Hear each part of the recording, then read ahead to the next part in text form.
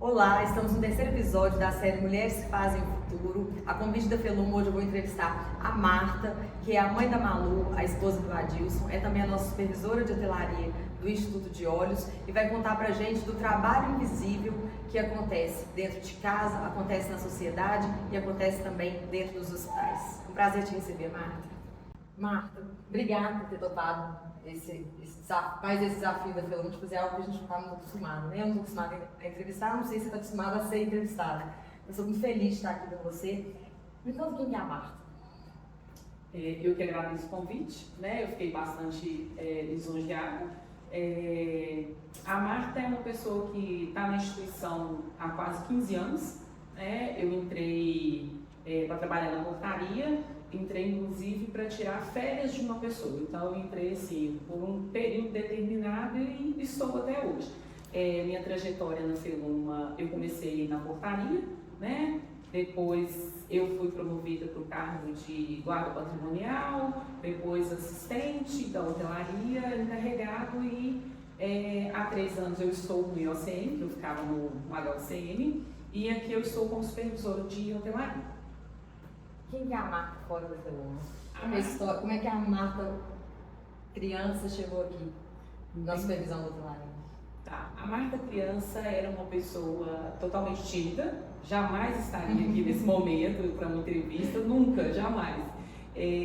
Bem tímida, nada extrovertida, né? Mas ao longo da vida aí, você vai crescendo, né? Com aprendizados, e aí ao longo da vida você vai desenvolvendo, né? E na Feluma eu cresci bastante, questão de desenvolvimento, porque eu cheguei na Feluma também muito tímida, e para trabalhar na portaria, timidez tem que ser zero, porque você lidava com o público o tempo todo. E hoje em dia eu ainda tenho uma certa porcentagem de timidez, mas assim, que ela é quebrada ao longo de uma conversa que você vai ficando à vontade. O cuidado que você tem para tornar esse ambiente para esses pacientes acolhedor, ninguém quer ficar no hospital, né? Mas que seja agradável minimamente, acolhedor e receptivo enquanto ele está aqui, é muito trabalho da mãe dentro de casa. Do cuidar da casa, dos detalhes, do invisível que está ali. Você se vê um pouco mãe aqui dentro, você vê que depois que você teve filho, isso ficou mais forte, você deu mais atenção para a importância da hotelaria. Como é que isso se mistura, a Marta mãe e a Marta no cuidado com o paciente aqui dentro? Então, a hotelaria aqui, a maior parte da equipe são mulheres, né? Então aí tem uma margem de 18 meninas e um menino. Então assim, o que a maternidade acrescentou dentro do profissional para mim em questão de hotelaria? Eu escuto mais, né? Então assim, eu sou mãe em casa e às vezes eu sou super mãe também, porque para o profissional da hotelaria entregar um bom resultado, ele tem que estar bem. E eu falo com as meninas e com o menino que o trabalho dele não é menos importante do que o médico que está operando, né? Porque se não houver limpeza, não tem como fazer cirurgia. Se não houver limpeza, não tem como eu receber um paciente. Então eu coloco muito isso na cabeça delas, porque a equipe de higienização principalmente, elas são meninas muito retraídas, acham que ninguém se importa com a gente, e as meninas aqui elas são bem ponderadas nesse sentido. Elas sabem da importância do trabalho delas dentro da instituição. Então ela sabe que se ela não fizer uma boa limpeza no bloco cirúrgico, pode ter uma complicação na cirurgia, tem um risco de infecção. Se ela não fizer uma boa limpeza no consultório, é impossível o médico atender. E para ela ter essa boa entrega, eu falo com as meninas que a minha liderança é uma liderança pautada em firmeza e sensibilidade. Então elas têm a liberdade de chegar e me procurar e falar assim, olha, hoje eu estou com a cara amarrada, mas é pessoal, é porque eu não estou bem, eu não estou legal, mas eu vou fazer minha entrega. E assim, por diversas vezes, eu tenho escutado meninas na sala por um período de 30 minutos, 1 hora, até ela se sentir bem e retornar para o setor e ter uma boa entrega, né? Porque eu, enquanto liderança, eu não consigo entregar nada sozinho, eu dependo totalmente da equipe, né? E se eu não tiver uma equipe ali junto comigo, uma equipe que eu devolvo atenção, uma equipe que eu trate ali com sensibilidade, com certo carinho, materno mesmo às vezes, ela não vai me entregar um bom resultado, né? Então é isso. E é curioso que você fala que talvez a sua maior dificuldade no início, que era a interação, né, que era a timidez, hoje a comunicação é a sua principal ferramenta. Exatamente. principal ferramenta, é o tempo inteiro, o tempo todo. É trazer a humanidade para o ambiente de trabalho. E o ambiente de trabalho não é diferente da nossa casa, as empresas são pessoas, né? Então, aqui existe história. Por trás de cada pessoa que está nessa equipe, de cada paciente que chega aqui, não é um olho que chega, não é um crachá que passa pela catraca. São histórias, são famílias, são esperanças, são expectativas que a gente quer construir, que a gente quer desenvolver. E você conta uma história muito traçada dentro do sistema Feluma, né? Assim, você começou ali na portaria, você pensava que aqui seria um emprego que você ficaria tanto tempo, que você conseguiria se desenvolver tanto? Ou você entrou olhando, como a maioria das pessoas entra, é mais um emprego, é um trabalho? Como que foi essa sua relação com a entrada aqui dentro? Não precisa puxar saco da empresa, nem nada, assim, é saber, trazer um pouco, o objetivo é trazer da sua percepção da oportunidade, porque acho que você vai comunicar, nessa conversa vai comunicar muito com a parte técnica dos estudos. Então, mostrar que existe possibilidade, acho que é uma mensagem legal da gente trazer para eles, assim, olhem para além de onde você está, de onde você pode chegar, não só aqui, né, mas com o trabalho de uma forma geral. Com certeza. Quando eu cheguei para a Feluma, eu cheguei, na verdade, com muita garra e muita empolgação. Por quê? Eu trabalhava em casa de família, né? Então eu era empregada doméstica. Então, quando veio a oportunidade de entrar para a Feluma na portaria, então, assim, era um mundo totalmente diferente, né? Eu saí de um lugar que eu trabalhava aí há 6 anos, e aí que eu lidava com afazeres domésticos. E, de repente, eu vou atender pessoas, vou atender pacientes. Né? Então, para mim, assim, eu agarrei a oportunidade com todas as forças. E, inicialmente, eu nem pensei aonde eu poderia chegar. Mas aí, ao longo de mais ou menos 1 ano, eu decidi que era aqui que eu queria ficar. Falei, eu quero trabalhar na área da saúde e eu vou procurar algum curso para fazer. E aí eu fiz gestão hospitalar. Com 1 ano de Feluma, eu cheguei para o coordenador da época e falei com ele, olha, eu preciso saber, porque eu entrei só para cobrir férias e já faz 1 ano que eu estou aqui, eu quero saber se eu vou continuar ou não, se eu tenho potencial para continuar, porque eu quero fazer uma faculdade. Ele falou, mas você já está aí, você entrou para cumprir uma férias, né, para cumprir uma férias, mas você está aí, é isso, vai depender de você. Eu falei, se depende de mim, então vamos embora. E aí fiz a faculdade de gestão hospitalar, e fui, durante a faculdade de gestão hospitalar, eu ainda estava na portaria, nesse momento que veio a promoção de guarda patrimonial, e enquanto guarda patrimonial, eu sempre fui muito curiosa, né? E aí, em alguns momentos que o hospital estava tranquilo, eu acabava auxiliando a minha coordenação, seja numa conferência de um documento, às vezes ela estava fazendo revisão de POPs, né, de documentos da portaria. Então ela me chamava e eu perguntava, para que é isso? E então quando eu recebi a segunda promoção, que foi de assistente administrativo de hotelaria, eu já conhecia todos os processos por causa da minha curiosidade, da vontade de ajudar. E aí eu recebia muitos comentários seguintes, mas você é guarda, por que você está lá dentro fazendo isso? A impressão de que estava se puxando o saco. Eu falei, para mim é conhecimento. E aí eu fui sugando, feito uma esponjinha. Tudo que me davam de conhecimento, eu fui sugando. E sem querer puxar saco ou desnecessário, né? Para mim, a Feluma é sim uma oportunidade de crescimento, né? Uma instituição de saúde, uma instituição de ensino e que ela também te dá oportunidade de crescimento. Basta o colaborador agarrar a oportunidade que é concedida a ele. Talvez essa oportunidade ela venha mais velada através de uma solicitação que você fala assim, poxa, isso não é minha função. Mas vai lá, eu acho que vale a pena, independente de ser sua função ou não, aquilo que está sendo solicitado, talvez é até um teste, para ver se você tem interesse em crescer. Para mim, eu vejo que foi basicamente isso, e todas as vezes que me foram solicitadas, independente de ser minha função ou não, eu fui, executei e é daqui para frente.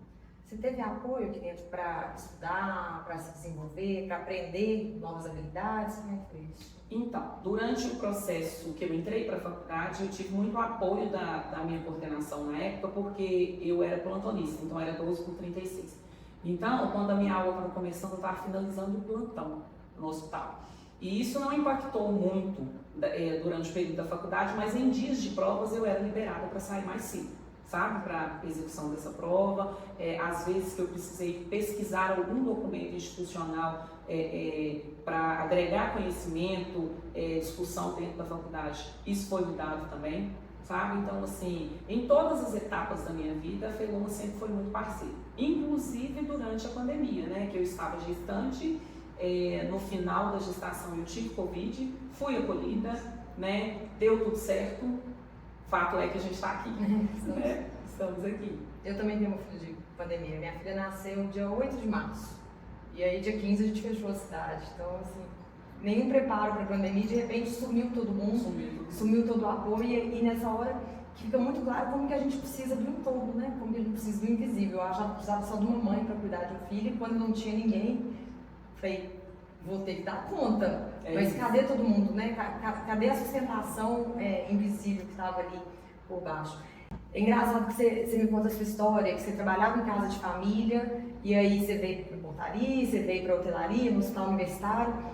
O hospital é para o período da casa dessas pessoas, a morada delas, né? Talvez na hora que você, eu não sei se você já pensou nisso, assim, que conte a sua história, parece que são duas fases conectadas, mas para mim é uma te preparando para a outra, né? Assim, eu entender o que é o cuidar de uma família, cuidar de uma casa, no formato que a gente tem aqui no Brasil, é cuidar de tudo que está dentro da casa. Então, assim, é toda a estrutura, a dinâmica, o funcionamento e a gestão daquela casa, para que aquela família viva bem, viva com conforto e consiga sair para fazer as suas atividades, o seu trabalho, a escola.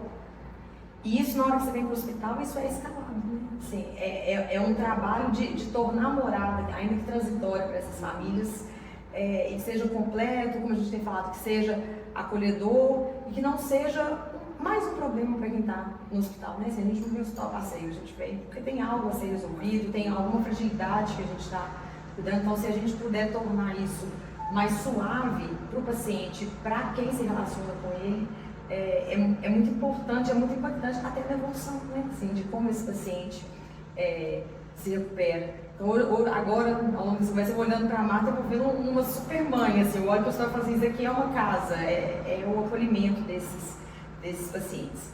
Nessa sua jornada, teve uma virada de chave aí, que foi você buscar a faculdade, né, buscar a educação, e a educação superior é uma das formas, mas tem, você mesmo falou, você leva para seus colaboradores o estímulo para fazer curso, para se desenvolver, o ensino, a educação.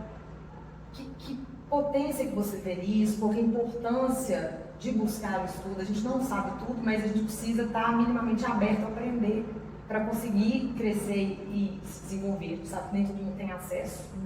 Mas uma vez que isso está disponível, qual que é a força da educação que você vê na vida das pessoas? Eu acho que o conhecimento ele é tudo, né? A gente nunca vai saber tudo. Mas assim, um pouquinho hoje, um pouquinho amanhã, um curso técnico aqui, um curso superior, uma pós, eu acho que agrega muito ao longo da vida. Pode não agregar, de repente eu faço um curso que ele não me agrega em nada agora na hotelaria, mas posteriormente ele vai agregar, né? Então o conhecimento ele vai muito além do que as pessoas imaginam que é só um diploma, é só um status. Não, eu acho que o conhecimento é tudo, é válido para tudo, né? Eu tenho um novo desafio pela frente aí, que, vamos dizer assim, nada a ver com hotelaria e tudo a ver.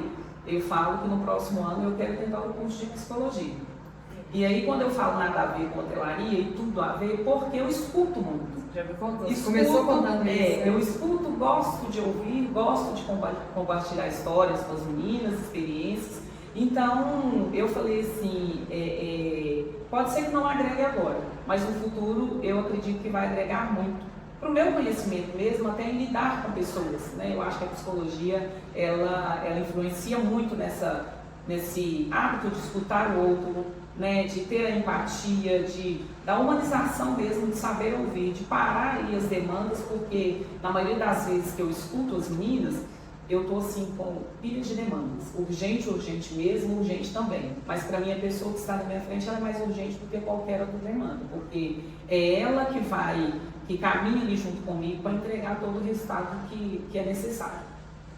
Talvez a grande mudança é que você percebeu, ouvindo tanto, que a escuta, a comunicação, ela pode ser mais do que um diagnóstico, ela pode ser uma ferramenta de cura. É isso que talvez a psicologia te traga, né? A possibilidade de não só ouvir, perceber, mas de transformar a vida dessas pessoas através da comunicação. tudo que a gente tem falado aqui, e possivelmente quando a gente colocar esse anúncio lá, vai entrevistar a supervisora da hotelaria, eles vão pensar em paredes, vão pensar em maca, se o banheiro está limpo, se o lençol foi trocado no dia.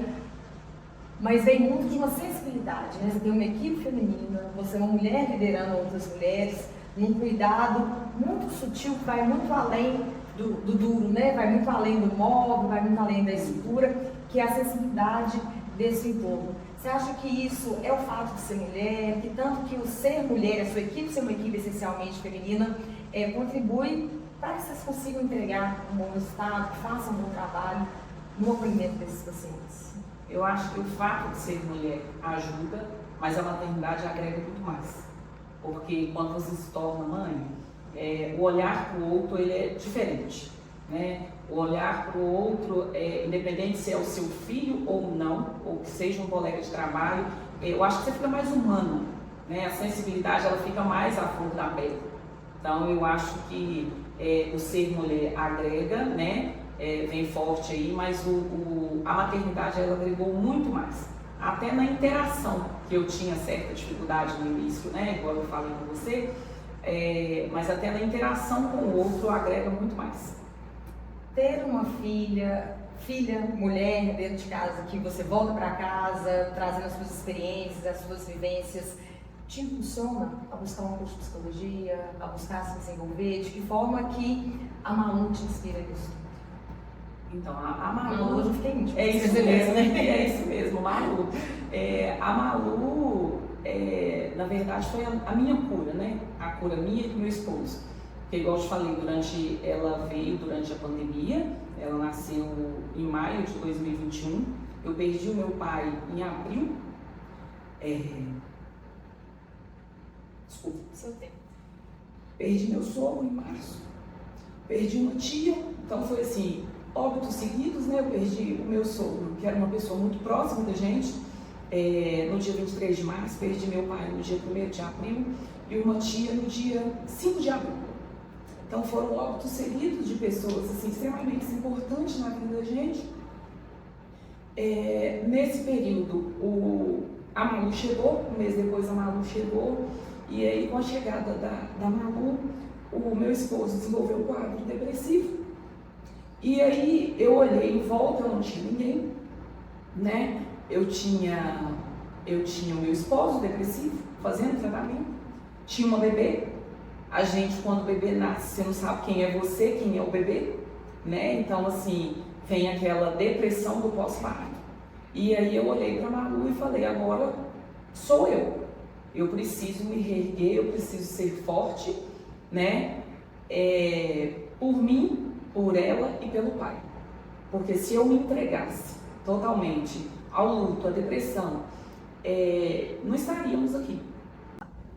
A gente fala muito de inspirar os nossos filhos, mas na verdade eles nos inspiram, né? Assim, Exatamente. Acho que olhar para as crianças é olhar para frente, é lembrar que existe um futuro, é lembrar que tem muito a ser feito e olhar para dentro da gente, qualquer potência que a gente tem de transformar, através dos nossos filhos, a gente transformar o entorno da sociedade, das pessoas. Estou muito feliz de ter feito essa entrevista, Lucas. Obrigada por mais uma oportunidade de descobrir os bastidores da Feluma, quanta gente rica que tem aqui com a gente. Te conheci hoje, mas você já tem totalmente a minha admiração pela sua história, pela sua jornada, pela forma como você se supera. E acho que superar não é só conseguir fazer, é conseguir fazer bem feito, é conseguir curtir aquilo ali. Então você fala que você chegou aqui tímida, não estou acostumada, eu tenho vergonha, mas você veio lindo, com um sorriso no rosto, emocionou durante a entrevista, nos inspirou e vai inspirar tantas outras pessoas que vão ter a chance de assistir esse vídeo. Obrigada por esse momento. É um prazer.